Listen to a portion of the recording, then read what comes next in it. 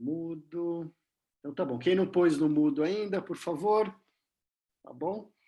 E aí eu vou abrir aqui as fotinhos e vou falando para vocês. Vamos lá. Ó, queria agradecer também a presença de todos vocês. Eu sei que todo mundo está cheio de coisa para fazer esses dias, né? Eu limpar a casa, lavar roupa. Vocês não sabem como está sendo o meu dia a dia aqui. O Ricardo, que é o nosso preparador físico aqui, se ele me visse pegando na vassoura aqui, limpando os vidros aqui, ele ia ficar orgulhoso, cara. E queria agradecer também o pessoal de agência que está aí com a gente, está divulgando as nossas palestras, está participando também, tá? Então, obrigado aí pela presença de todo mundo, pessoal. Então, vamos começar, tá bom? Espera aí. Deixa eu compartilhar a minha tela.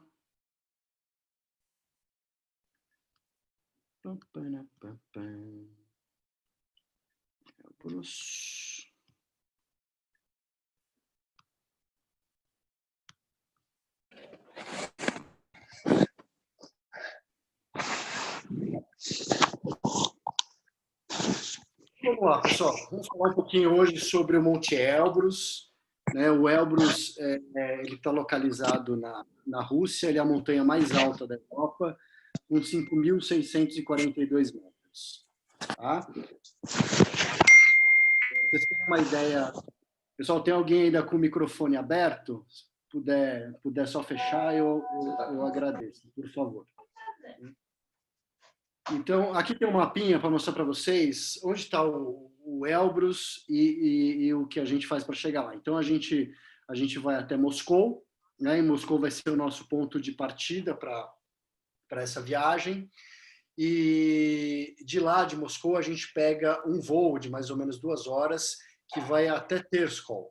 Terskol, ele está ali embaixo do mapa, assinalado com uma bolinha vermelha, ele fica na fronteira com a Geórgia, que é uma região que a gente também tem um trekking que a gente faz lá, e fica ali na Cordilheira do Cáucaso. Tá? Então, Terskol vai ser a nossa cidade base para aclimatação e para depois ir em direção à montanha. Tá?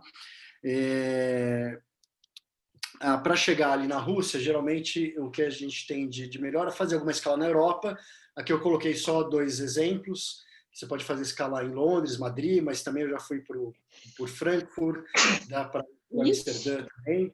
Então, geralmente você pega um voo do Brasil para a Europa e aí da Europa você chega em Moscou. Tá? Chegando em Moscou, a gente chega por lá. Então, geralmente, o pessoal costuma chegar da hora do almoço em diante, então a gente se hospeda num hotel bacana que tem ali, e aí essa chegada em Moscou é mais para a gente se adaptar um pouquinho ao fuso horário e descansar. Né? No outro dia, a gente acorda cedinho, toma o café da manhã e vai fazer 2 coisas. Na parte da manhã, a gente vai fazer um tour, um city tour, né, por Moscou, e a gente vai conhecer principalmente a Praça Vermelha. Essa foto que tem aqui é a Catedral de São Basílio, que fica na Praça Vermelha. E depois, à tarde, a gente vai até uma loja de equipamentos para quem precisa comprar alguma coisinha, né, alguma coisa que esteja faltando.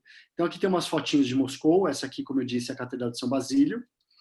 Aqui é uma geral da Praça Vermelha. Ali à direita está uma das torres do Kremlin.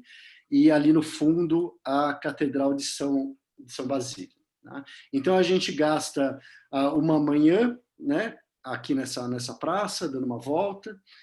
Aqui tem um videozinho curtinho, só para a gente ter uma ideia de como que é a Praça Vermelha.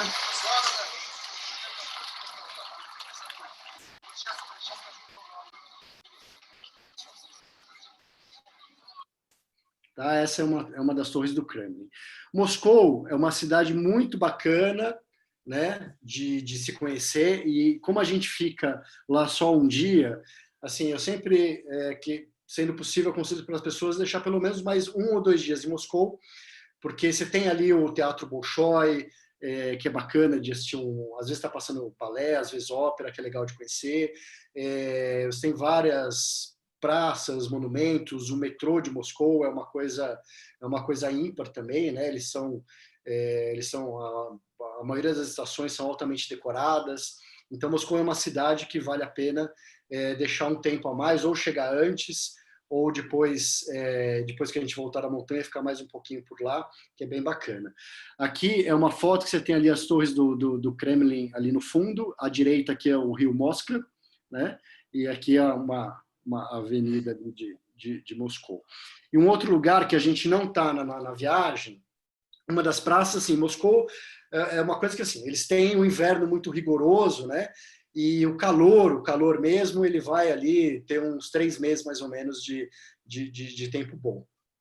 Então, os caras deixam, principalmente as praças, isso aqui é um jardim de uma praça, são super bem cuidados nessa época de verão. Então, sempre uma atração muito bacana essas praças e esses parques de Moscou. Tá? E um outro lugar que tem... desculpa, realmente não dá para deixar de você ir para a Rússia e não experimentar o caviar e a vodka. Eu juro que eu tomei só esse copo de vodka e já não sabia mais onde eu estava. Tá? Então, isso é uma coisa bem pitoresca também, legal. E o estrogonofe, né? Ir para a Rússia sempre vale a pena também comer o estrogonofe, experimentar o caviar e tomar uma vodka. Uma, por favor. O que você tem, lá eles têm o alfabeto cirílico. Como aqui no Brasil, são poucas pessoas que falam inglês, né? Então, se você pegar um táxi ou você for numa loja, até mesmo em alguns restaurantes, é difícil você achar alguém que fala inglês. No hotel é diferente, né? Mas esse alfabeto deles, que é o cirílico, realmente é uma coisa muito peculiar e realmente não dá para entender nada. A única coisa que eu consigo entender aqui é o 24 horas, então eu deduzo que esse negócio fica aberto 24 horas. Tá? Agora, uma coisa que dá para comprar é pasta de dente. Aí você vê o Colgate lá, apesar de estar escrito desse jeito, tem umas coisas que dá para a gente deduzir e se virar. A gente tem bastante artesanato também, essas são as famosas matrioscas que tem lá. Né? Isso tem em todo lugar, você tem os camelôs vendendo na rua, e aí você tem vários tipos. Né? Você tem desde umas que custam centenas de dólares até a que você pode comprar no camelô de lembrancinha por $5. E aí, como eu ia falar, assim, um outro lugar que é legal de ir, que não está no nosso programa, e se tiver uns dias a mais também, é São Petersburgo. São Petersburgo está mais ou menos a 1 hora de voo, 1 hora e 15 de voo de Moscou, ou tem o trem rápido também, que demora umas 3 horas e meia, mais ou menos. Aqui é a Igreja do Sangue Derramado, em São Petersburgo, então é uma cidade que vale deixar uns 2 dias também. Né? Ela tem vários canais, e tem esse museu que está aparecendo iluminado nessa foto, né, que a gente está num barco, num canal, que é o Hermitage, que é um museu que dá sim para você perder pelo menos um dia fácil ali dentro, que é bem bacana de visitar. Tá bom?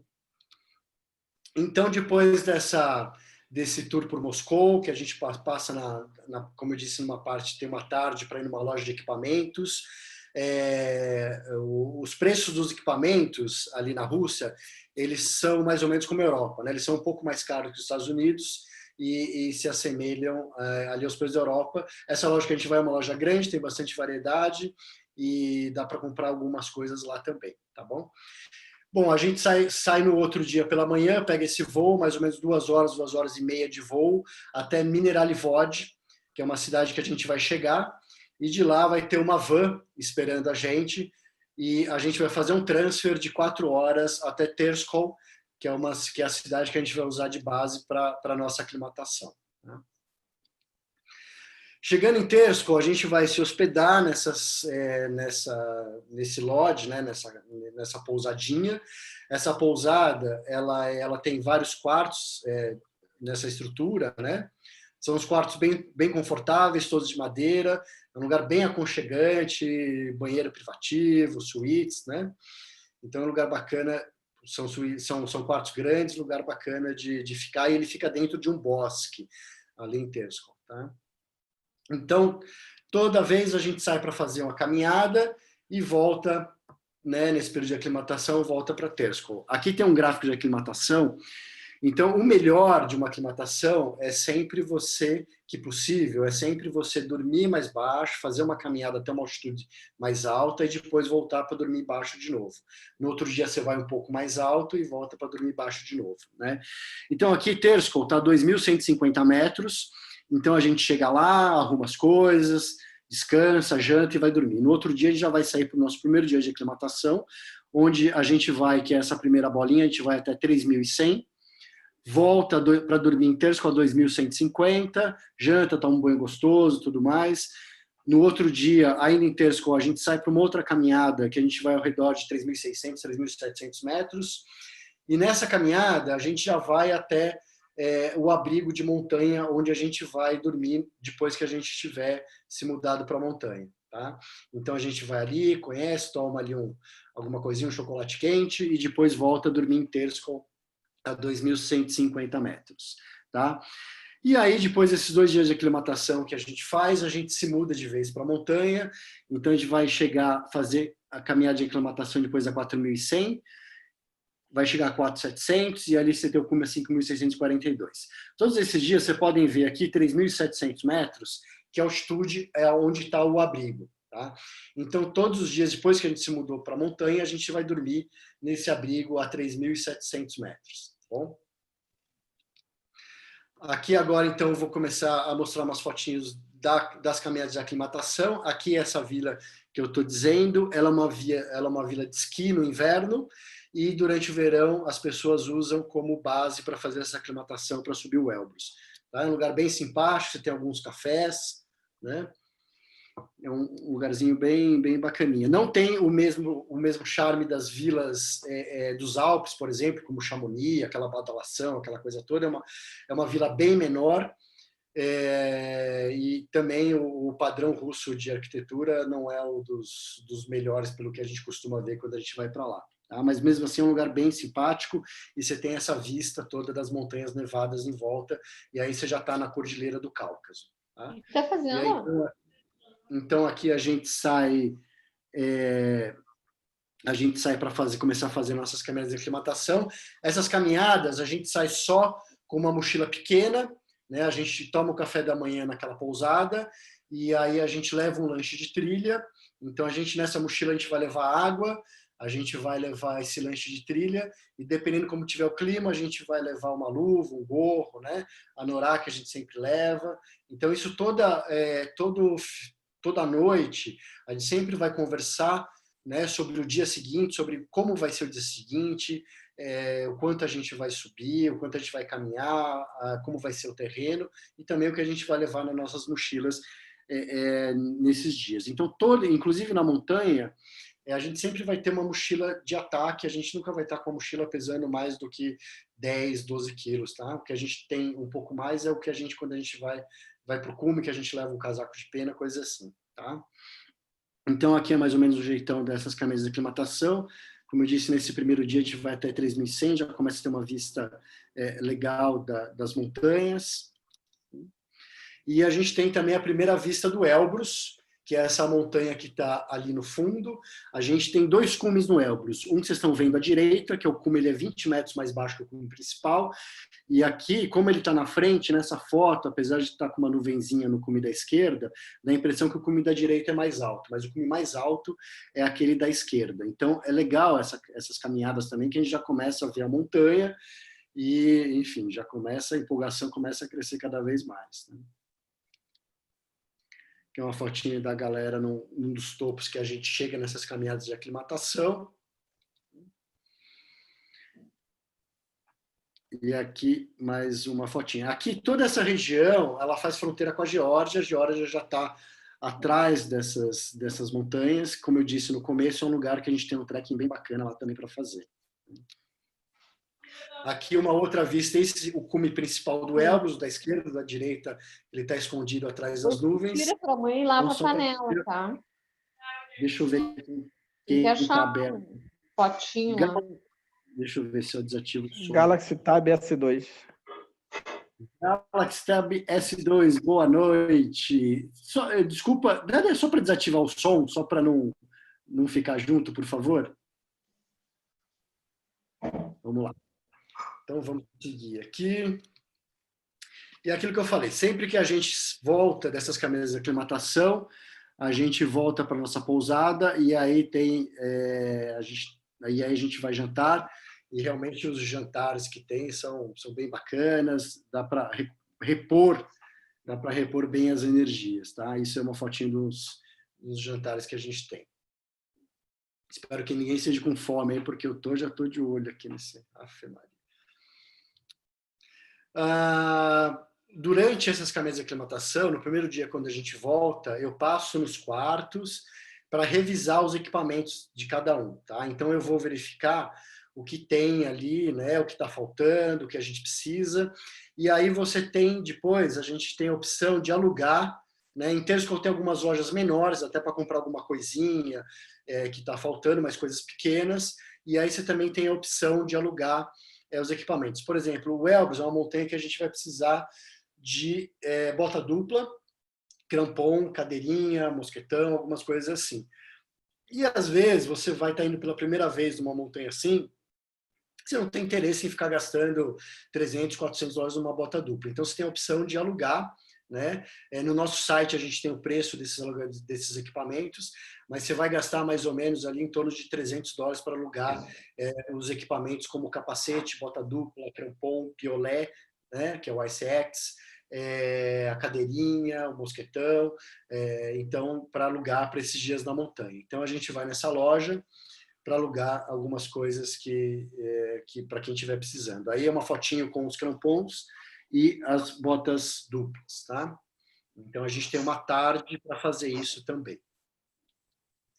E aí depois de feito esses 8 dias de aclimatação, onde a gente chegou a 3.100, 3.700 metros, a gente vai mudar para a montanha. Então a gente acorda, a gente arruma todas as nossas coisas. No hotel é possível deixar roupas de cidade ou coisas que de repente a gente levou em excesso.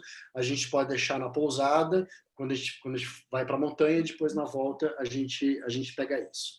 Então essa mudança para a montanha a gente arruma tudo, coloca numa vanzinha e vai até um teleférico. A gente vai ter 2 níveis de teleférico, onde a gente vai, são teleféricos fechados, tipos daqueles de cabine, né?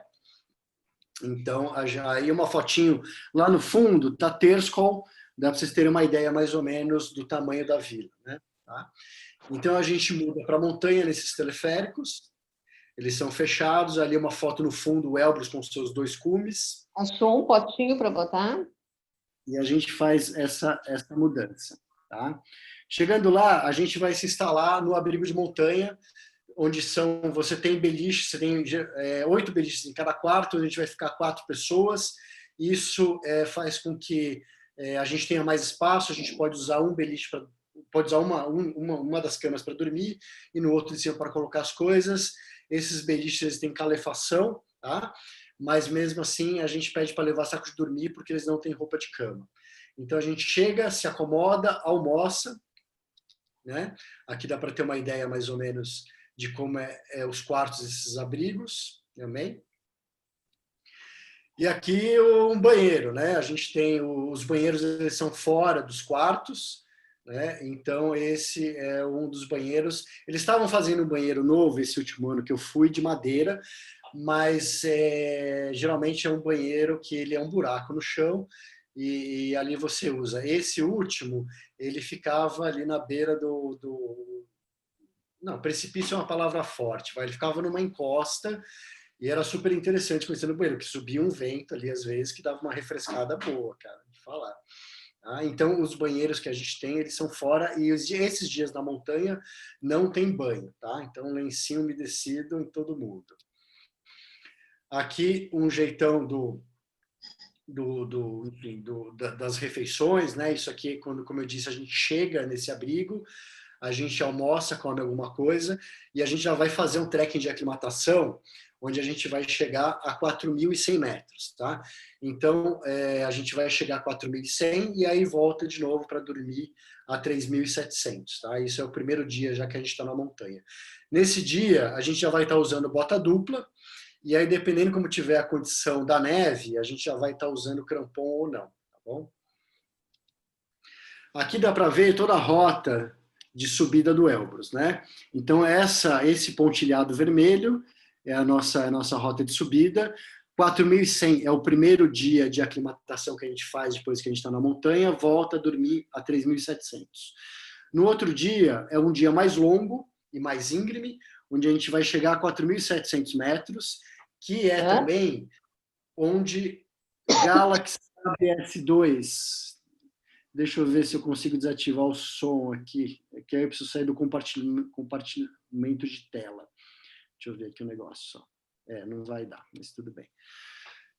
Bom, aí a gente vai chegar a 4.700 metros caminhando para aclimatar, mas é o ponto também onde os snowcat, que é aqueles tratores de neve, eles vão deixar a gente na noite de cume.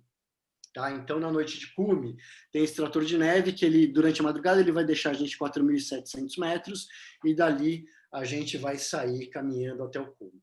Tem a opção também esse trator, ele chega até 5.100 metros, né? Isso não está no programa, é cobrado à parte, esse percurso do 4.700 até o 5.100, e aí, dependendo como o grupo está, ou as pessoas estão durante esses dias de aclimatação, vai da escolha de cada um, mas a gente também às vezes sugere, fala, olha, você tem mais chance se você sair de 5.100, ou você não precisa, pode ser de 4.700, então a gente vai conversando sobre isso também, tá?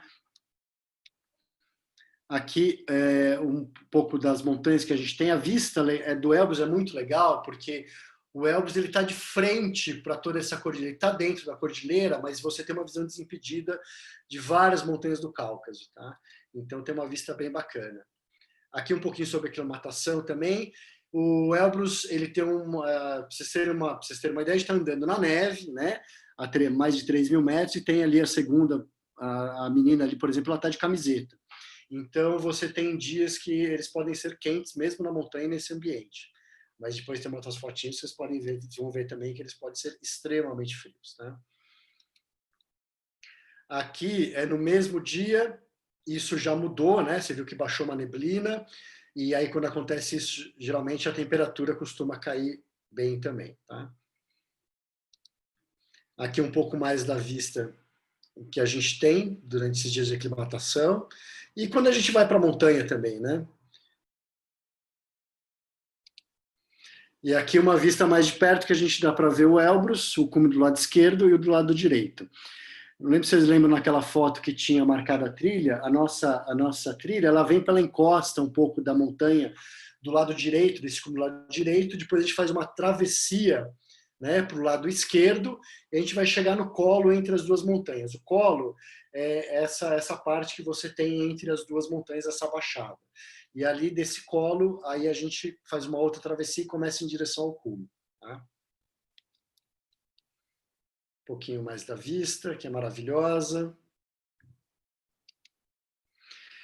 E aí, depois desses 2 dias de aclimatação, a gente tem um dia de descanso, mas que na parte da manhã a gente vai usar o pessoal, vai fazer um mini curso ali, o pessoal aprender a usar o piolé, que é o Ice Axe, que é aquela machadinha de gelo.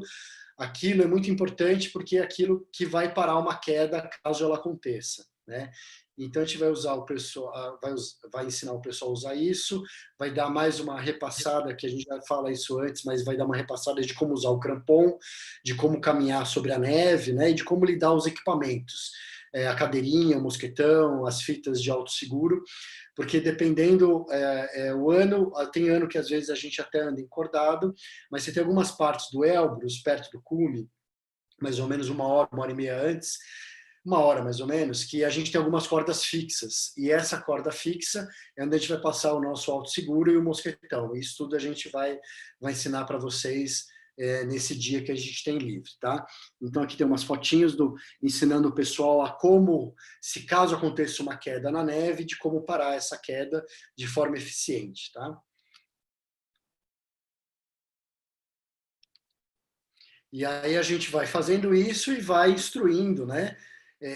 Como é que tem que fazer, a posição que você tem que deixar o seu Ice Axe, o que você tem que fazer com as pernas, né? Tudo mais. Então vai corrigindo a postura e vai trabalhando em cima disso, né? Aqui uma das coisas que a gente faz, tem um videozinho, a gente põe a pessoa para andar e sem avisar dá um puxão na corda, isso vai ocasionar uma queda e essa pessoa tem que parar essa queda, tá?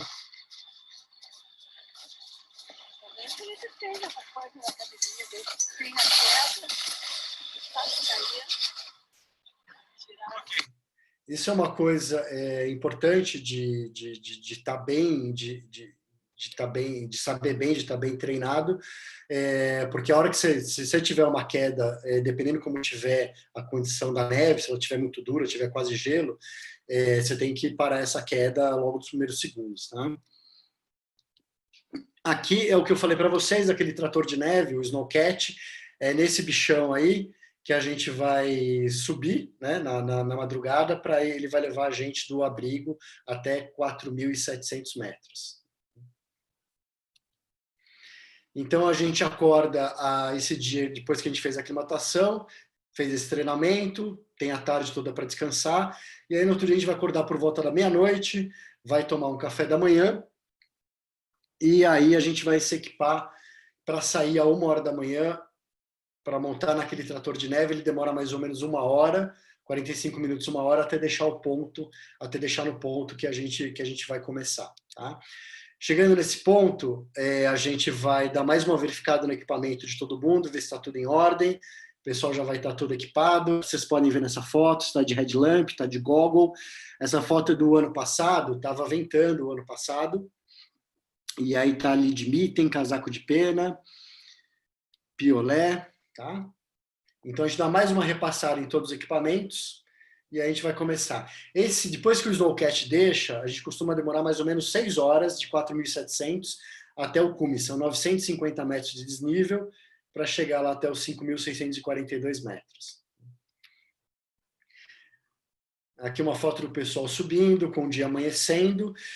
A parte mais fria da montanha, a hora mais fria é justamente essa, tá? É quando o sol está saindo, essa coisa entre 5 e 6h30 da manhã, geralmente é quando está mais frio, tá?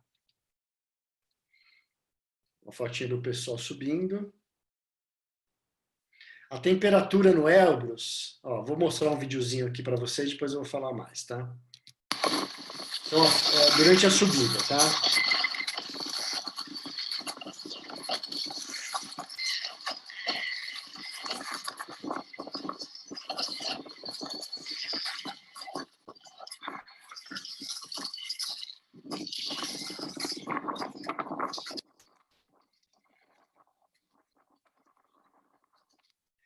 Então, vocês podem ver que o passo aqui é um passo bem lento que a gente vai, mesmo porque a gente já está aí a mais de 5.000 metros, então o ar é mais rarefeito. Então, a gente vai num passo bem lento e o visual é realmente lindo, né? Essa hora que o sol começa a nascer, apesar do frio, é um espetáculo maravilhoso. A temperatura que a gente costuma pegar no Elbrus, ela é geralmente entre -12 e -15, nessa noite que a gente vai para o cume. Agora, por exemplo, diferente do Kilimanjaro, que tem uma temperatura mais estável, assim, eu já fui várias vezes para o Kili, e ele está sempre ali na faixa de -10, -12, o Elbrus é uma montanha que a gente tem que estar mais preparado para uma situação adversa, né? Porque a gente também já chegou a pegar -25 no Elbrus com vento, né? Teve um ano que eu estava lá, inclusive, estava com o Manuel também estava, a gente pegou um vento fortíssimo e tudo mais. Então, o Elbrus é uma montanha um pouco mais caprichosa em relação ao clima, por isso que a gente tem que estar muito bem equipado para o que der e vier, né? É uma fotinho já com o dia claro, já perto do cume. E aqui, por exemplo, é um dia que estava um pouco mais frio. Então dá para ter ideia também ali que o frio pode ser forte, tá?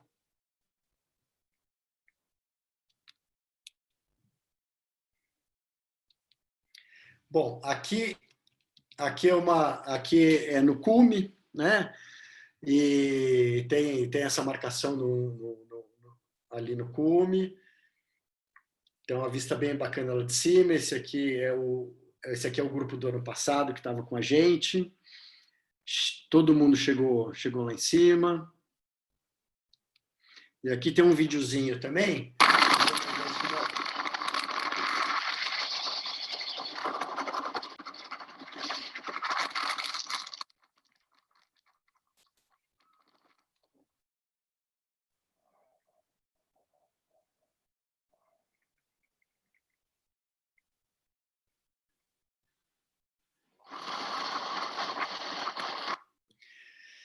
Então, chegamos ali a 5.642, e aí depois de... Aqui é a vista, um pouco da vista que a gente tem lá de cima, tá? E aí a gente vai descer de novo a 3.700 metros.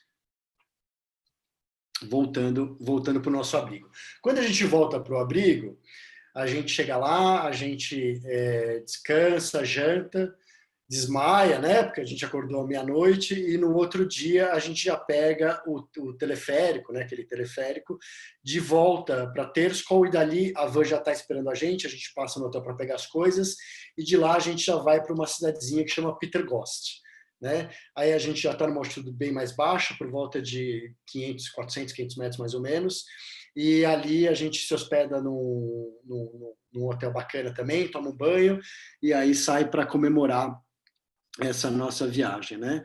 Então dá tempo de dar uma passeada, que é uma cidade bem bacaninha de conhecer, e aí a gente faz um jantar de despedida,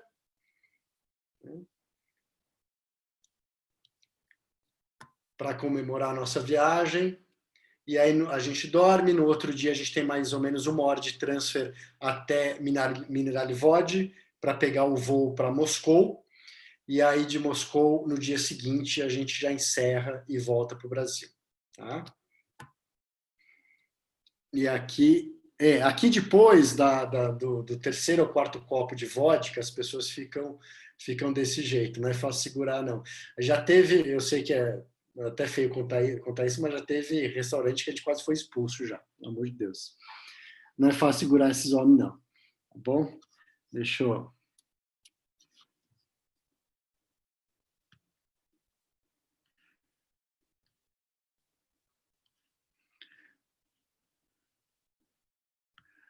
Vamos voltar aqui.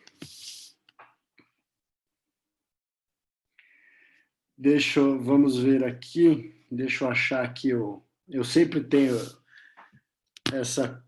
Procurando o chat aqui.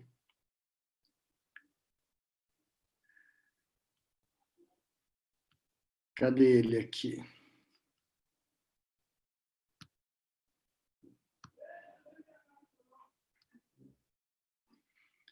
Vamos lá. Só um minutinho, que ele sempre some da minha tela.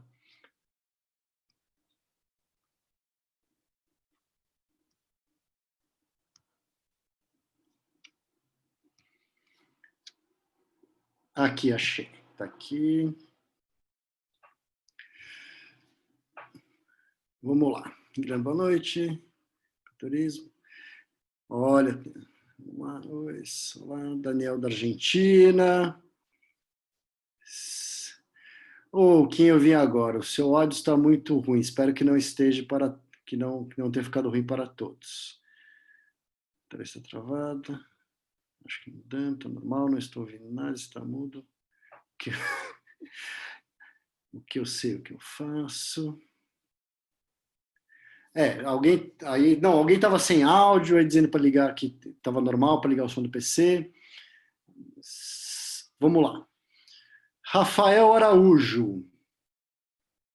Rafael, você está aí para abrir o seu microfone? Aqui, tá ficando?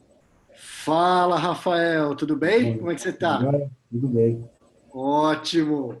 Então, a pergunta foi sobre o saco de dormir, que no Kilimanjaro não precisa levar, aluga lá, a maioria acaba alugando para não ter que levar, não ter que comprar e levar. E lá é o mesmo Isso.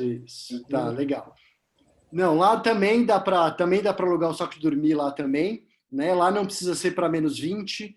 Se você tiver um conforto para entre -5 e -10, já é o suficiente para a gente dormir nos abrigos, porque lá você tem a calefação no abrigo, né? Mas mesmo assim é bom que você tenha um saco de dormir, alguma coisa de temperatura conforto, não extremo, entre -5 e -10, tá? E como é que você está, bem? Tudo bem, Maravilha. tudo jóia. Prazer te ver, cara. Prazer te ver. Vamos lá. Respondida a pergunta? Maravilha. Vamos lá, vamos abrir a pergunta depois. Se cansar o guia carrega, Tá. Patrícia perguntando aqui se cansar o guia carrega. Sempre bom te ver. Patrícia, tá aí? Ainda? Tá. Sim. Olha, tá aí, né? O guia, ele não carrega, ele empurra a montanha abaixo. Mas carregar, a gente não carrega, tá? Esse negócio que te fala. Tudo bem? Tudo bem. Ótimo, maravilha. Alguma pergunta a mais? Não?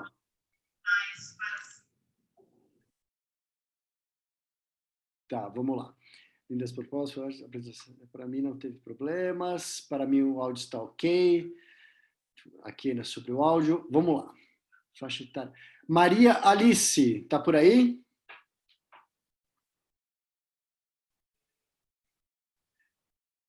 Maria Alice com algumas perguntas Estou aqui. aqui. Oi, pessoal. Deixa eu tirar aqui. Peraí. Lindo. Botei umas perguntinhas. E aí, como é que...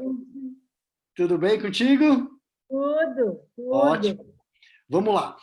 Primeira pergunta. Faixa etária média do grupo. Bom, isso a gente tem... A faixa etária, ela vai entre... Eu vou falar de uma forma geral, ela vai entre 50 e 70 anos, tá? Isso, lógico, tem suas exceções, né? A gente já teve casos de pais e filhos indo juntos no Elbrus, então eu já tive clientes de 16 anos, de 18.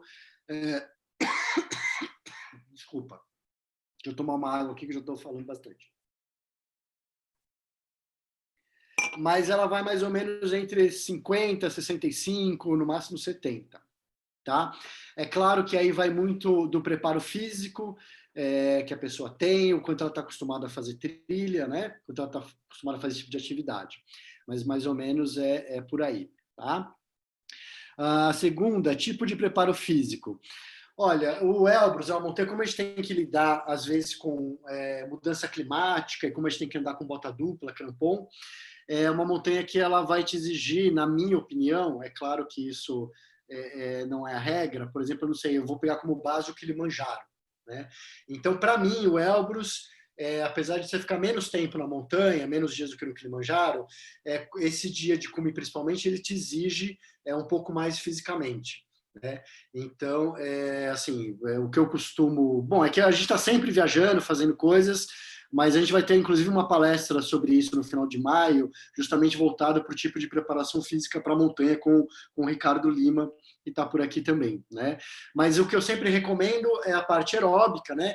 Isso é para quem pode, que, por causa de articulação, problema de articulação é corrida, ou se não, natação, que é muito bom para aeróbica também. E aí, para você acostumar com o movimento que você vai fazer na montanha, subir e descer a escada. Tá? Isso estando na cidade é uma das coisas melhores para fazer. E o melhor de tudo que você pode fazer é ir para a montanha e fazer montanhas aqui no Brasil antes de ir, que isso é excelente, além de ser gostoso demais, nossa senhora. Tempo de caminhada de 4 dias. De cada dia. Tá, tempo de caminhada... Cada dia. Porque sobe, mas quanto tempo fica subindo? Isso, então. Quando a gente está em Tesco, fazendo as caminhadas de aclimatação, elas são por volta de 4 horas, em média. Tá?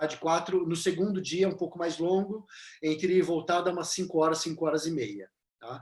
Quando a gente vai para a montanha, o primeiro dia na montanha é cerca entre ida e volta de 3 horas a 3 horas e meia, onde a gente vai até 4.100 metros. O outro dia, que a gente vai até 4.700 metros, entre ida e volta, ela dá entre 6 e 7 horas, porque a gente já vai subir mais e o terreno é um pouco mais íngreme, tá? E a gente já está numa altitude maior também. E quando a gente vai para o cume, que a gente sai de 4.700 e vai até 5.642, 950 metros de desnível, aí é geralmente 6 horas para subir, tá? Para chegar no cume, e depois 3 horas para voltar até o abrigo. Mais um tempo que você fica no cume, então é um dia mais ou menos de 9 a 10 horas, tá? Que a gente vai ter. Então, esses são quanto que a gente anda. Se cansa no meio do caminho, o que acontece? O guia empurra, como eu falei para a Patrícia. Né? A gente tanto empurra para cima como empurra para baixo. Não, então, se cansa no meio do caminho, a gente tem guias, né? A gente, além de mim, a gente tem guias locais também, tem guias russos. Então, se alguém cansar, vai voltar com esse guia. Tá? E a partir de 5.100 metros, se for uma coisa mais urgente ou a pessoa estiver muito cansada, a partir de 5.100 metros, isso não está incluso no pacote, mas dá para contratar um snowcat ou um snowmobile, que tem aquelas motinhos de neve lá também, para você descer de volta para o abrigo. Tá? Mas os casos que a gente já teve assim da pessoa cansar e não ou já está bem ali onde chegou, não querer mais, já curtiu até o ponto que estava, o que é ótimo também. A gente nunca ninguém vai descer sozinho, tá? Sempre vai estar acompanhado ou de mim ou de um guia local. Tá? Deu para esclarecer alguma pergunta mais? Ótimo, muito obrigada. Muito obrigada. Eu que agradeço. Legal te ver. Vamos lá. O Ricardo Zolim, está por aí? Eu, aqui. Ricardo, boa noite. Boa noite. Joia, você perguntou aqui, né? Você perguntou reservadamente, mas acho que é uma pergunta bacana, então eu vou fazer para todo mundo aqui. Eu errei o botão. Tá, o Ricardo está perguntando qual o tempo todo da viagem desde a saída do Brasil até a volta. Essa viagem, entre você sair e voltar para o Brasil, são 13 dias. Tá? Contando o dia que você sai e que você volta, é uma viagem para ir onde a gente vai, que é um lugar longe, é uma viagem relativamente curta. Então, 13 dias entre você sair e voltar para o Brasil. Tá? Lá na Rússia, a gente tem 11 dias, e aí é um dia de voo para ir, um dia de voo para voltar. Bom? Deu para responder, Ricardo? Alguma pergunta a mais que você queira fazer? Tá bom. Obrigado, viu, Ricardo? Vamos lá. Márcio, não peguei o... Não... Márcio, está por aí, Márcio? Estou. A mesma pergunta. Boa noite, Márcio. Então, você perguntou aqui, não peguei o começo. Quanto tempo é o trekking da saída do Brasil ao retorno? Tá bom, então isso era o que a gente estava falando agora com o Ricardo. Deu para responder essa parte? Perfeito. Legal. Alguma pergunta a mais, Márcio? Essa é a principal, principalmente na questão de agenda, né? Férias, essas coisas. Então, a gente sabe que as férias são apertadas e tudo mais, né? Então a gente procura deixar onde dá, né? Com segurança, claro, deixar uma coisa aí que não tome muito mais do que 2 semanas. Tá bom? Perfeito. Então tá bom. Obrigado, viu, Márcio? Valeu, cara. Obrigado. André tá por aí? André Gentil, desculpa. André Gentil. Tudo bem, Olá, Aguinaldo? André. Boa noite para vocês, tudo bem? Eu e a Lu estamos aqui. Boa noite, obrigado pela super apresentação. Olá, Manuel, também. Bom ver todos vocês. Pergunta simples, eu entendo que não é necessário, mas seria legal ter aquele curso de escalada em gelo que vocês oferecem antes, para a gente, por exemplo, que depois está pensando em ir para a Rússia, faria sentido primeiro fazer o curso aqui na América do Sul e depois ir para lá? Isso ajuda? Tá, olha, como você disse, é por aí mesmo. Realmente não é necessário, mas é claro que ajuda. O porquê que ajuda? Porque você já vai ter feito, você já vai ter andado. Se você não tem essa experiência de andar na neve com bota dupla e crampon, ou tá com cadeirinha, tá com uma corda e tudo mais, então isso vai te ajudar a ter mais familiaridade, a lidar melhor com isso. Enfim, então ajuda, é legal se tiver essa disponibilidade, é bacana de fazer, mas realmente para que a gente vai usar no Elbrus e o tanto que a gente vai usar não é necessário, né?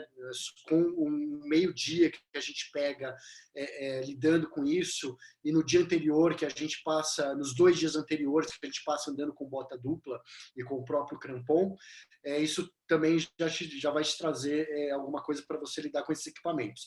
Mas, nossa, cara, se tiver essa disponibilidade, aí fica excelente. Sem contar que o curso é muito bom e a Bolívia é puta lugar, né, para se estar, para ir, assim, nossa. E quanto mais a gente puder viajar, é sempre melhor também, pelo amor de Deus. Então, assim, não é necessário, mas tendo essa disponibilidade é bacana de fazer também, tá? Algo mais, André? Alguma coisa mais? Tranquilo? Super tá obrigado. Obrigado pela atenção de vocês, viu? Valeu, turma. Valeu. Vamos lá. Marcos Gonzalez, está por aí? Sou eu, Agnaldo, tudo bem? Ah, O seu maior crítico musical. meu companheiro de cantoria na Mongólia, nossa senhora. Como é que você está? Parabéns aí pela apresentação, foi 10. Valente, obrigado, Marcos. Vamos ver aqui.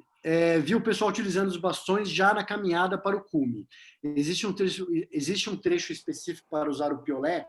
Sim. A gente sai, quando a gente desce do snowcat, a gente está numa parte menos íngreme da montanha, e aí a gente pode usar o bastão de caminhada, né? Agora, um pouco mais para cima, principalmente depois do colo, isso também muda de ano para ano. Mas dependendo como está a condição de neve, a gente guarda o bastão de esqui e passa a usar o piolé. Porque depois que a gente sai do colo, a gente tem uma travessia para fazer. E nessa travessia, dependendo como está a condição, é melhor a gente estar com o piolé do que um bastão. Então, a gente vai alternando, dependendo do trecho da montanha, a condição de neve entre um e outro. Então, a gente tem que estar com o piolé, como eu disse lá, tem para alugar também, porque é um equipamento mais específico, mas dependendo do trecho e a condição da montanha, a gente vai utilizar um ou outro. Tá? Perfeito. Obrigado. Algo mais? Pelo que eu vi, eu comecei com vocês logo com o track mais roots, né? Porque eu vi o Elbrus, eu vi o Everest, Lodge, Café da Manhã. Eu peguei 9 dias de barraca. Já começou pelo tanque. Obrigado aí, Aguinaldo. Parabéns. Obrigado, um abraço, valeu, cara. Vamos lá. Geraldo Cruz, tá por aí? Eu, Agnaldo. Geraldo, boa noite, Geraldo. Boa noite. Você está perguntando aqui, tamanho do grupo, só confirmando, quantos dias de expedição? São 6, somente você de guia? Tá, algumas, vamos responder de novo? Vamos lá, o tamanho do grupo, a gente tem no máximo aí, para esse trekking, a gente, como máximo, a gente tem aí por volta de 18 pessoas, mais ou menos, tá? Os grupos, eles vão variar de tamanho. O ano retrasado, se eu não me engano, teve 10. Esse último ano que teve era um grupo menor, a gente estava com 5 pessoas. Agora, para esse ano, que a gente está com uma saída marcada para o dia 16 de agosto, chegando em Moscou, que a gente ainda está avaliando isso, está conversando com as pessoas se vão sair ou não. Se eu não me engano, a gente tem 12 pessoas para esse ano. Então, ela vai nessa média aí, mais ou menos, de 8 a 12 pessoas, tá? O tamanho dos grupos.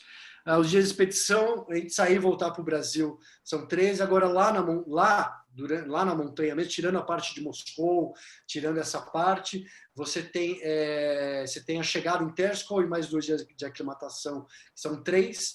E aí você tem mais 3 dias na montanha, como você escreveu aqui. Então, são 6 dias dessa parte de trekking de caminhada. Tá?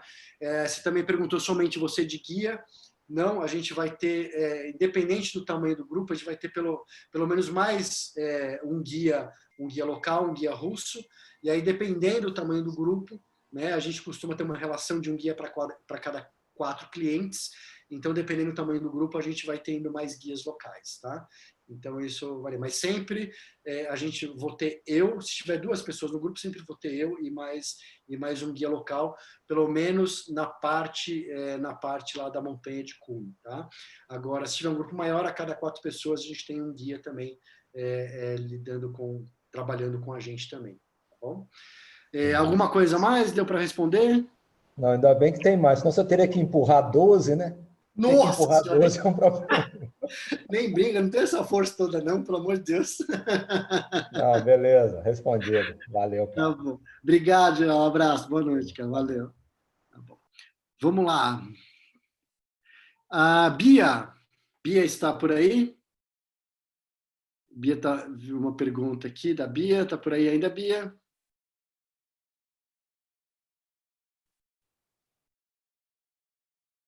Bom, eu vou respondendo aqui para a Bia. Ela viu um vídeo que falava de tempestades de raio. Acontece mesmo? Olha, eu não sei em que época do ano que pode ter ocorrido isso, que você viu esse vídeo, mas a gente vai para lá no verão, né? No verão russo, e todas as vezes que eu estive lá, a gente teve 2 vezes que eu peguei tempestade de neve, né? É uma coisa com vento e neve, mas raio e trovão eu nunca vi, eu nunca escutei. A gente já vai para lá há muito tempo, há vários anos, e realmente eu não vi. Pode ser que isso tenha ocorrido em outra época ou foi uma coisa atípica que aconteceu, mas eu, na minha experiência particular, eu nunca vi isso acontecer, tá bom? Nádia. Nádia, tá por aí? Só uma dúvida. Opa! Desculpa, é porque tem a ver com a pergunta. Caso Com certeza. o procedimento, porque a gente anda com bastão de metal e eu já peguei algumas montanhas com tempestade, né? Eu já peguei, sei lá, teve uma vez que eu subi a bandeira, por exemplo, e a tempestade rolou embaixo. E tinha uns raios muito, muito grandes, muito fortes, e veio um muito forte assim perto da gente, sabe? E assim, tem algum procedimento, alguma coisa, caso aconteça, porque tem a ver com a pergunta. Sim. Bom, aí depende de como está a situação, dependendo se a gente está vendo que está se formando e está vendo que está caindo os raios mais ao longe, a gente começa a descer, tá? De volta para o abrigo. E se é uma coisa que está em cima da gente, que é uma coisa iminente, aí a gente a gente deita no chão, faz ali, fica encolhido, né? Deitado no chão, esperando isso passar. Realmente é uma situação que você está aberto, você não tem ali, você não tem árvores, enfim, você não tem uma coisa linear que você possa, tudo na mesma altura que você possa entrar embaixo, né, ou procurar abrigo. Então, nessa situação, ou se você prevendo isso, vê que está chegando, mas assim, a gente tem acesso também à previsão do clima o tempo inteiro, né? Então isso também permite, às vezes até acontece a gente adiantar um dia ou atrasar, porque a gente tem até um dia ali, coringa, esse dia que a gente usa para descansar também. Então isso permite você trabalhar com essas possibilidades. Mas caso é uma coisa que aconteça, é isso, né? Ou a gente desce direto para o abrigo, ou a gente, se tiver uma coisa iminente em cima da gente, a gente fica ali numa encolhidinha ali, esperando o negócio passar. Enfim, e coisa. Deu para explicar um pouco? Show. Obrigado, viu? Valeu. Abraço. Valeu. Então tá. Bom, a Nádia, não sei se está por aí, mas ela põe aqui, estou da faixa etária não treinando nada. Então tá, Nádia, começa a treinar, então. Não sei quando você quer viajar, mas começa a treinar. Sobe 10 escada, faz alguma coisa aí. Ivo, tá por aí, Ivo? Ivo? Sim. Tá. A respeito dos Olá, Ivo. Tudo bem? Ótimo. Por exemplo, lá no Everest, a gente usa duffel bag entre um lodge e outro. Aí, nesse caso, a gente usa duffel bag ou é na base da mochila mesmo e a gente carrega tudo? Não, a gente vai usar 2 coisas. A gente vai usar um duffel bag, né? Então, você vai sair com as suas coisas daqui do Brasil no duffel bag, que a gente vai usar para transportar no teleférico, a gente vai usar para deixar, enfim, na hora que sair do teleférico para ter um abrigo, mas durante todas as caminhadas e aclimatação e na montanha a gente vai usar uma mochila de caminhada, uma mochila de ataque, alguma coisa entre 30 e 50 litros, tá? Então, as suas coisas principais vão estar no duffel bag, mas esse duffel bag é só para transportar daqui para lá. Quando você estiver caminhando, você vai estar com essa mochila de ataque. Tá bom. Mais ou menos a mesma base do Everest. Um abraço aí pro Manuel e pro Alex, o Alex Salan, que está aí. Tá bom? Abraço para vocês. Vai positivo aqui, legal. Vamos lá. W10. W10 está por aí? Bom, o W10, ou a W10, está perguntando, obrigado, parabéns pela apresentação. Qual o grau de dificuldade do trekking? O uso de cadeirinha para segurança ou para eventual escalada? Tá, a dificuldade do trekking, sempre que a gente fala de dificuldade num trekking, seja onde ele for, é uma coisa muito subjetiva, porque depende muito como a pessoa se preparou, né? Que tipo de preparo ela teve, o quanto ela está acostumada a lidar com essas situações e tudo mais. Mas enfim, o que eu posso dizer é que eu não sei se o W10 aparecer, porque a gente pode ver o que ele já fez para a gente ter um nível melhor de comparação. Mas, por exemplo, pega um Kilimanjaro, alguma coisa assim, que é uma montanha que tem altitude também.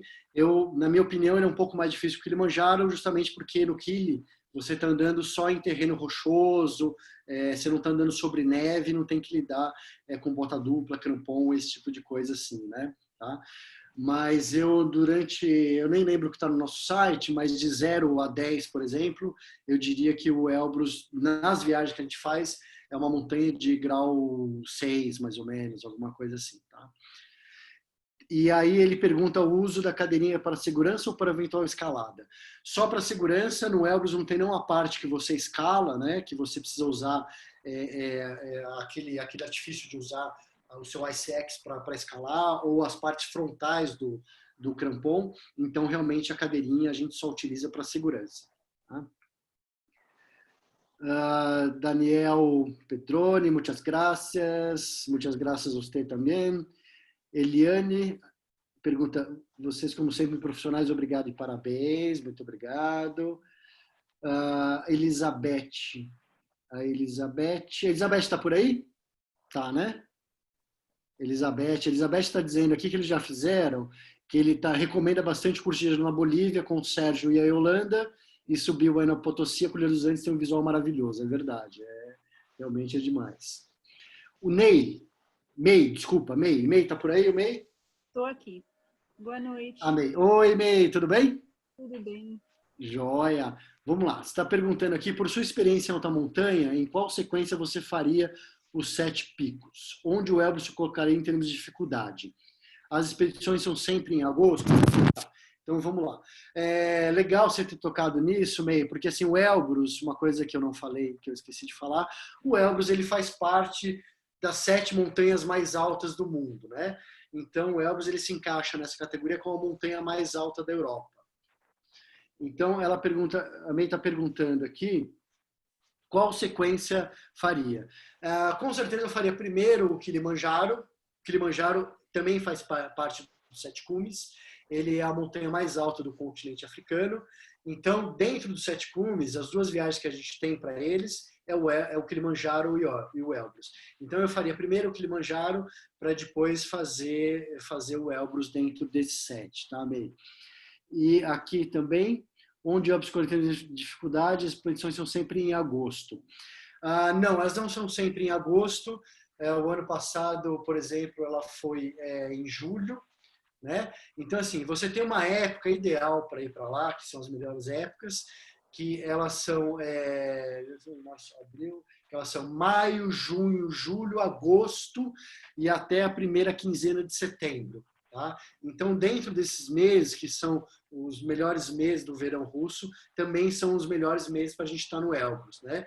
Onde geralmente as temperaturas são mais amenas, você tem menos precipitação de neve e você tem menos chance de pegar de pegar uma tempestade de neve, alguma coisa assim. Não que não possa acontecer, mas a probabilidade disso acontecer é menor. Então, dentro desses meses, são os melhores para a gente estar lá. Tá? Deu para responder, May? Alguma coisa em cima disso? Mais alguma outra pergunta? Muito obrigada. Eu que agradeço. Valeu.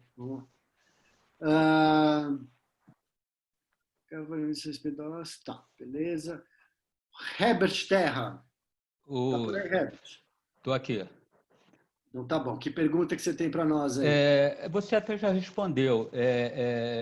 Porque a expedição são 13 dias, né? Mas assim, a montanha é imprevisível, né? Você pode ter um problema de tempo, alguma coisa assim, e eu queria saber justamente isso, né? O que acontece? Porque o dia de cume não vai dar para ir por causa de uma tempestade.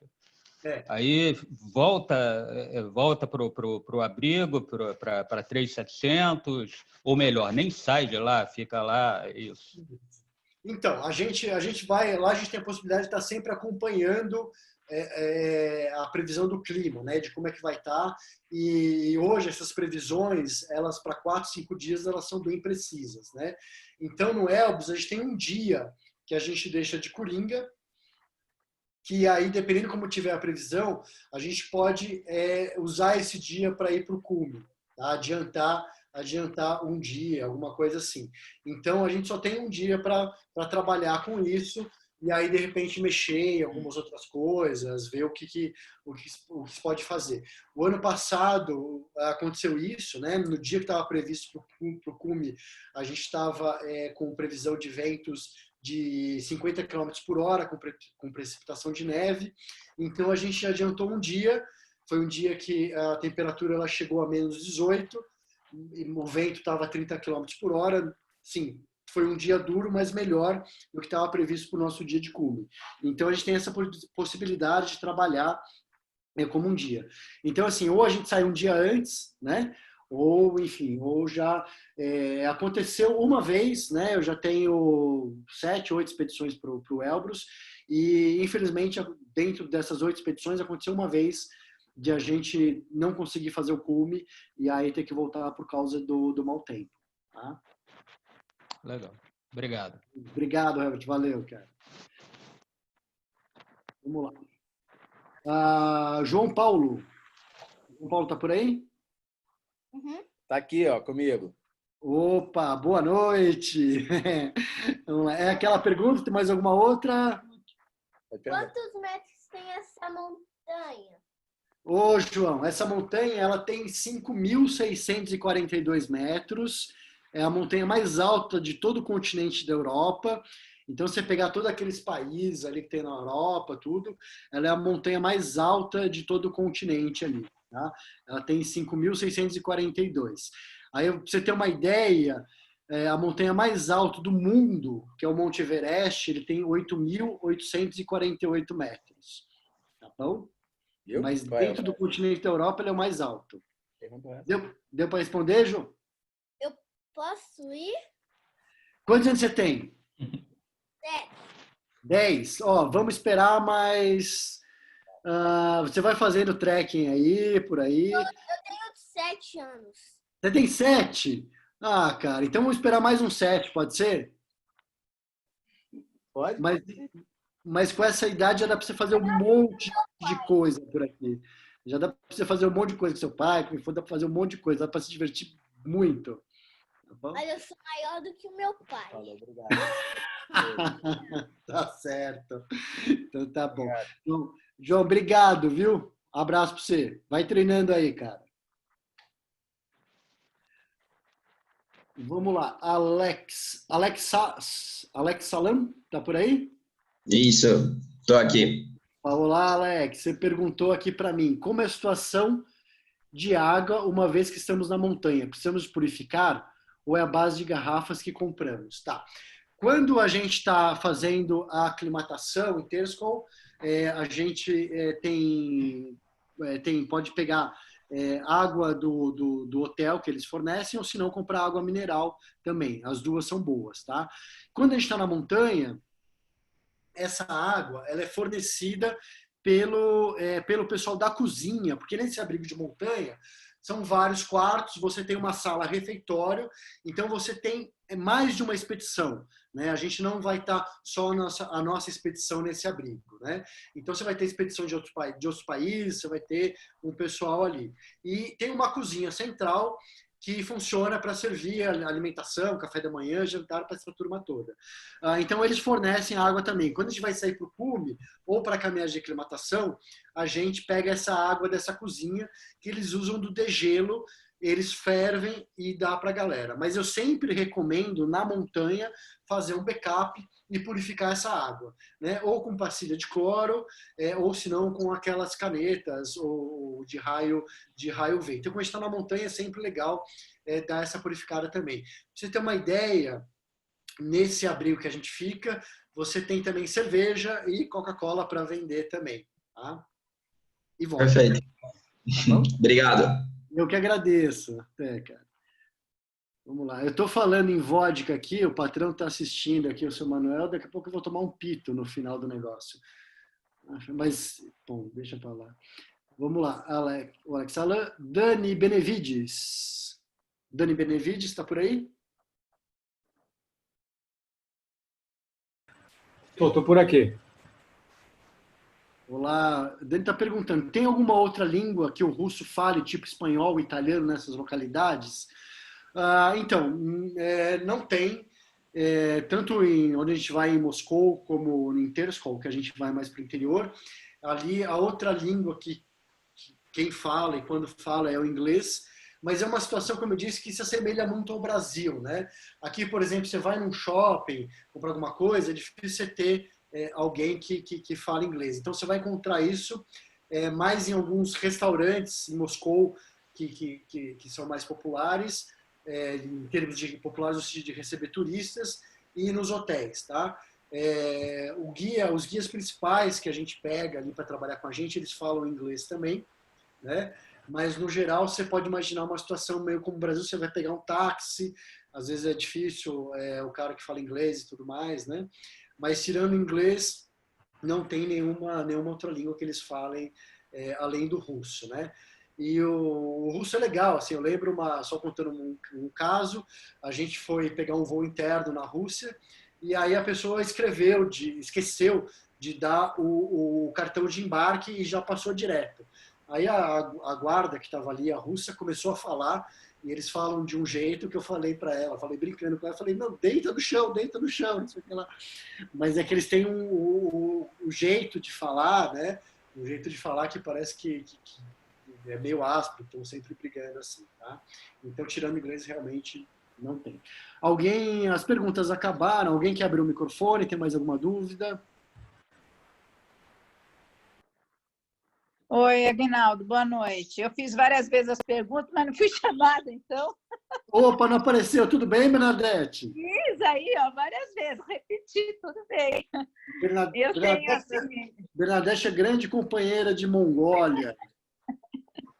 Eu queria, assim, muito fazer, tem um pouco de... A única insegurança minha é a possibilidade de não conseguir subir, porque, como é só gelo, algumas perguntas foram respondidas.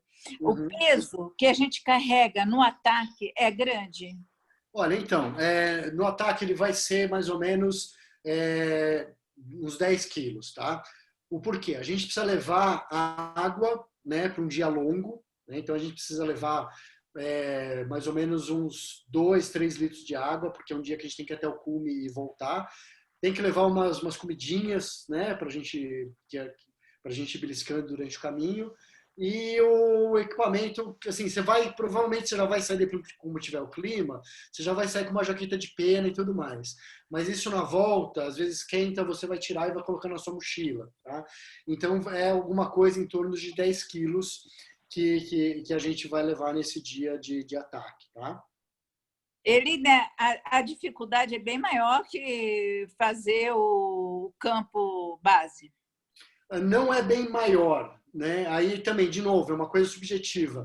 Às vezes, no campo base, você está mais dias na montanha em altitude, né? Se eu não me engano, tem 16 dias que você está em altitudes superiores a 3.000, 3.500 metros e chega até 5.500 também.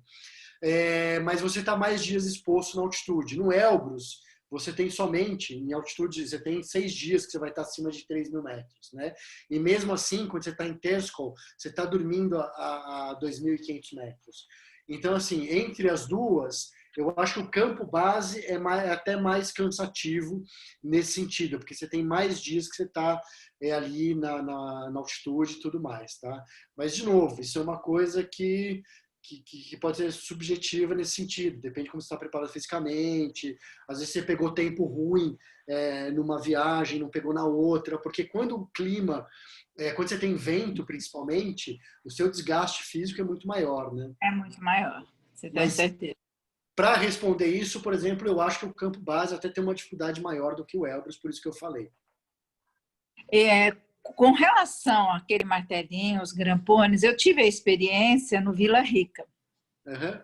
E achei assim, não achei difícil. Achei um problema difícil para mim, que foi descer sozinha, sentada. Achei aquilo um horror. Espero que isso não existe lá, né, para a gente fazer. Não, primeiro que você não vai descer sentada, que eu não vou deixar, não vem com essa, não. Não, foi horrível. Para mim foi a sensação mais sofrida. Todo mundo curtiu, mas eu tive dificuldade porque a visão da montanha era como eu fosse cair num abismo, porque você não tem o fim. Então, essa sensação foi sofredora o tempo todo para mim. Eu estava ouvindo vocês descreverem os equipamentos e eu falei, não, essa realmente, se tiver isso, eu quero muito fazer. Eu vou até me inscrever, vou ver. E acho assim, com o preparo que você está falando das escadas, subir os exercícios, sou muito ativa. Então, isso estou bem preparada. Se tivesse que fazer isso agora, eu estaria bem. Uma coisa assim, esse do Vila Rica provavelmente foi uma coisa de um dia que você pegou, né, para subir e descer. É um dia, você então, sobe, mas o pessoal leva 6 horas para subir. Eu consigo 4.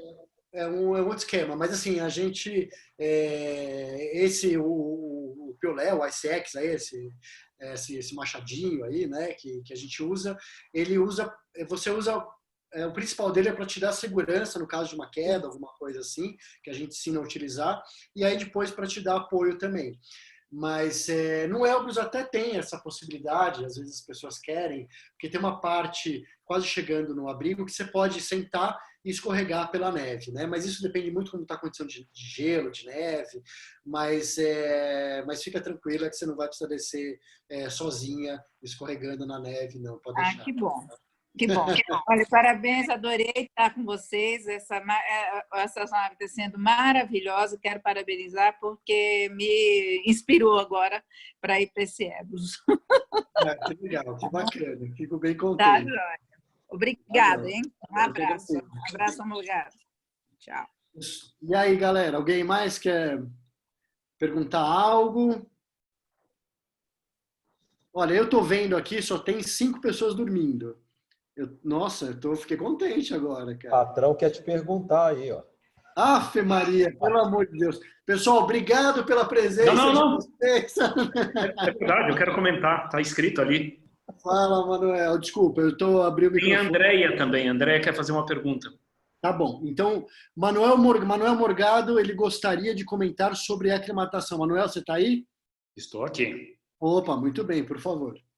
Então, é uma coisa só que não foi abordada, que eu acho legal comentar. O Elbrus ele funciona um pouquinho diferente da maior parte das escaladas e da maior parte dos trekkings também, no sentido de que a maior parte das escaladas e dos trekkings a gente vai ganhando altitude a cada dia, né? Usando o campo base como exemplo, a gente começa a 2.800, vai para 3.400, 3.800, 4.300. Então, num certo sentido, a gente sempre está correndo atrás do prejuízo em termos de aclimatação. O Elbrus ele funciona um pouquinho diferente. A gente define a altitude como a partir de 3.000 metros. Então, o tempo que a gente está em Terskol, a gente não está em altitude. A gente faz caminhadas e volta a dormir. Daí, a gente vai para a montanha e, no tempo que a gente está na montanha, a gente vai estar na mesma altitude. Apesar de a gente chegar a quase 5.700, o que importa em termos de aclimatação é a altitude que você vai dormir. E a altitude que a gente dorme não é muito grande no Elbrus, é 3.700. E como eu disse, a gente dorme todas as noites, no tempo que a gente está na montanha, nessa mesma altitude. O que favorece muito em relação à aclimatação. Isso seria uma coisa, se você comparar Kilimanjaro e Elbrus, seria uma coisa que, nesse sentido, o Elbrus oferece um pouquinho mais de facilidade.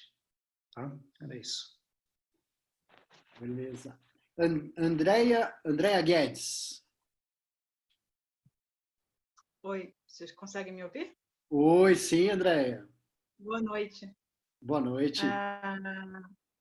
Eu queria saber se existe a possibilidade de passar por gretas, ter que cruzar gretas durante... Principalmente o ataque ao cume, né, que é a parte mais inclinada, acredito eu. Não, no Elbrus não tem greta, então o glaciar dele, para você ter uma ideia, aqueles snowcats, né, aqueles tratores andam ali, então na parte de baixo não tem, e quando a gente vai, nesse dia de cume, quando a gente vai, também não tem nenhuma greta que a gente passa. Tá? Então, quanto a isso, é super tranquilo. Tá, era só isso mesmo. Obrigada. Tá bom, eu que agradeço, Andréia. Dani Benevides, nessas 6 horas de subida, se precisar ir ao banheiro, digo necessidades. Olha, sim, você está com cadeirinha, né? Você tá equipado. Isso é um assunto que até surgiu na palestra da semana passada, que era sobre equipamentos. Cara, não tem o que fazer. Você precisa, principalmente se for mulher, né? Você tem que tirar a cadeirinha, tirar a calça, né? Tirar suas camadas de roupa e ir ao banheiro. Realmente não tem muito por onde fazer fugir muito disso. Então dá um certo trabalho, o que até inibe às vezes, né? Mas enfim, mas dá um trabalho. Congela, não? Não, tem que ser rápido também, né? Pelo amor de Deus, tá louco. Não é uma coisa que você vai ficar lá lendo a revista e ficar vendo. A paisagem é bonita, dá até né? Mas tem que ser uma coisa rapidinho. Congela não, pelo amor de Deus, tá louco. O Manuel já congelou, mas isso depois ele fala na outra palestra dele. O Biraci está aí. O Biraci é um que estava dormindo. Eu acho que ele dormiu já. Que é isso? Eu aqui, rapaz. Bira, você pergunta aqui, uso do Diamox. Sim, precisa, né? Porque como o Manuel explicou, né? A aclimatação nessa montanha, ela enfim, é feita de forma bem tranquila, então né, o Diamox não precisa. O Diamox você vai usar se você tiver uma dor de cabeça constante, tiver alguma coisa assim, que aí ele vai te ajudar nisso. Mas como para ajudar na aclimatação, não precisa, que aí a montanha a gente já vai fazer essa parte bem tranquilinha e não carece não. Tá? Perfeito, valeu, cara. Muito bom, tá? Obrigado, Bira. Tá. Mais alguém quer fazer perguntas? Tranquilo? Posso fazer o sorteio? A gente vai sortear hoje uma viagem para o Elbrus. Eu tô vendo o Manuel ficar pálido aqui agora. Eu quero ir! Brincadeira. Depois tem que sair do meu bolso, isso tá louco. Tá bom. Vamos lá, deixa eu ver se tem mais alguma pergunta aqui. Tá bom. Pessoal, olha, nenhuma pergunta mais, tranquilo? Tranquilo. Então, tá Tranquilo, bom. amigo. Grande abraço. Semana que vem, só dar mais um recadinho aqui, obrigado. Então, pessoal, semana que vem, na quinta-feira, a gente tem uma palestra também sobre nutrição com a Tânia. Tá bom? Mesmo horário também. Oi? Essa semana, quinta-feira. Hoje é terça. Quinta-feira. Eu não falei isso? Não. Não, a quarentena tá me deixando meio doido. Tá sofrendo mal de altitude. É a vodka, hein? Agora, em 2025, que nós estamos, então, na próxima quinta-feira, né, a gente vai ter uma palestra sobre nutrição em montanha com a Tânia, tá? Então é legal também ver, mesmo bate-horário 8 horas. Pessoal, obrigado a todo mundo pela paciência, por escutar, obrigado por participar. Emanuel quer falar mais uma coisinha. Obrigado pela pessoal das agências também, que está dando uma força para a gente, está participando também. E Manuel pode fazer a consideração final. E obrigado, viu, galera? Valeu mesmo, Valeu, adorei. Fala, Mané. Ô, Manuel, desculpa, pelo amor de Deus. Obrigado, Aguinaldo. Eu só gostaria de falar para vocês que a Tânia está aí. Você quer fazer uma prévia, Tânia? Depois eu falo o que eu ia falar. Tá bom, então. Boa noite. Parabéns, adorei, Aguinaldo, tua apresentação. Eu já roubei alguns comentários para eu também usar na quinta-feira.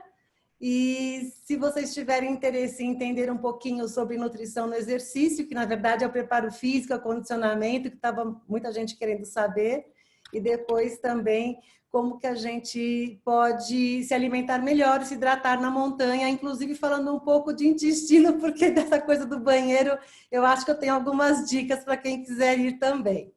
Obrigada pelo convite, Manuel. Eu vou ficar muito feliz de encontrar todo mundo na quinta-feira. Nós que agradecemos, Tânia. Então, mais um aviso, não fazendo parte dessa série de palestras, que a gente chamou de Talks Me.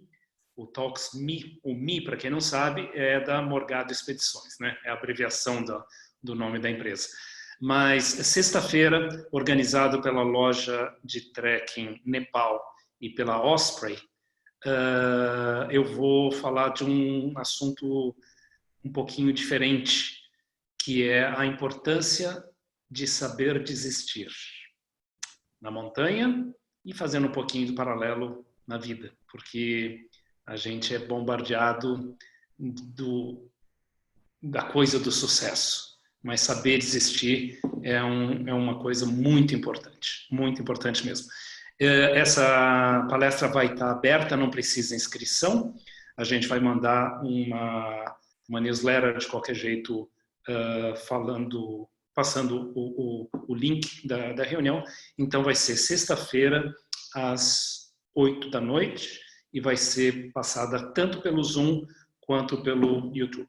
Então vocês devem receber na quarta-feira ou na quinta-feira a gente vai passar o link dessa outra palestra. Então, muito obrigado a todos e a gente se vê de novo na quinta-feira com a Tânia.